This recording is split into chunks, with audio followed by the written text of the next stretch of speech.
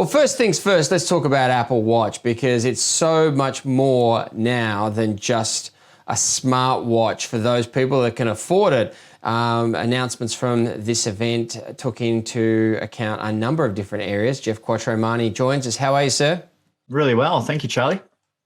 Excellent. So Apple Watch, it looks like what they're trying to do is make it more affordable and accessible to a wider group of people than ever before. Add some more features to it as well. What was the top take from you? Yeah, look, it was interesting that we almost expected they were going to announce an Apple Watch with the tagline that time flies. We saw a new Apple Watch Series 6 and an Apple Watch SE, which is a unique model that we haven't seen from Apple before, while they're still maintaining Series 3 of the Apple Watch as well. So you're not going to have to spend hundreds and hundreds of dollars to get an Apple Watch. The Series 3 being still available makes it an affordable entry point. The other thing that's interesting is the ability now to not actually be required to use an iPhone to set one up. Take us through how that's going to actually work, because I would imagine there's going to be families introducing younger generations than ever before to Apple Watch because of this. This has to be one of the smartest moves that Apple has made, because in the past, if your kids wanted an Apple Watch, you also had to give them an iPhone, which makes it a very expensive package to do. And if you've got an LTE version or a cellular version of an Apple Watch from Series 4 up to the latest models, you can actually pair it with your own iPhone and then give it to your kids or give it to an elderly parent or something like that, where they'll be able to make and receive calls on the device, send SMS, but you can also do location tracking. So have they gotten to school? Have they left school early? All those sort of details are easily discoverable on the Apple Watch now.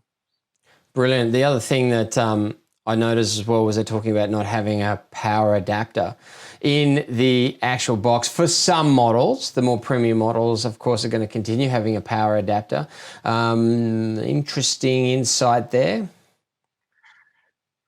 Look, I think it's really interesting that you will say it's for environmental reasons, unless you're spending money on the premium model. In that case, we don't worry about the environment anymore. So it's interesting that they're making this move. Definitely a cost saving in doing this, but also when you think about making different power adapters for every country, you can essentially have a universal SKU that goes out to all countries of the same product.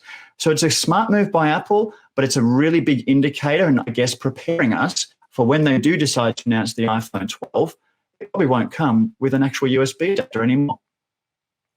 In regards to other elements with the Apple Watch that we saw announced, we talked about blood oxygen levels. What were they telling us about that feature?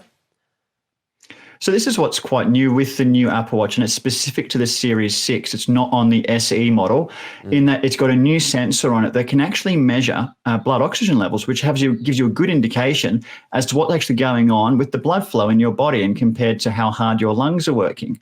Now, what's interesting here is that we've always had heart rate sensors built into the Apple Watch, but now we're combining that kind of data with your blood oxygen levels to try and actually create diagnosis and actually generate symptoms for things that are happening. And Apple is talking about hopefully actually even telling you whether you might have symptoms of COVID-19 based on different readings that the watch is able to collect just from your wrist. That would be sensational. I did notice that it is working from day dot, basically because it's not a medical device. I also still notice that here in Australia, we're not accessing the electrocardiogram feature of our Apple Watches, even though it's been potentially able to run for years. Is there any movement on that one? Because that was the great elephant in the corner of Apple Watch, isn't it? Hey, electrocardiogram on your wrist, still not working though.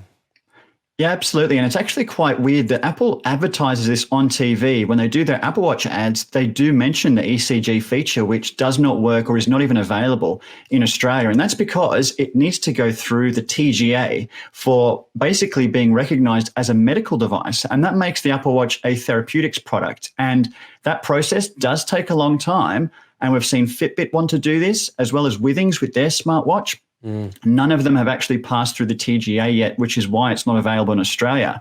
The blood oxygen level readings, however, is not being seen as a medical device, and that's why it is able to go straight through. They're being very clear in that it gives you an indication, and it's not to be used for real medical purposes. So Apple's been smart in the way they advertise the oxygen level reading, because they don't want to go through the TGA to get that sort of certification.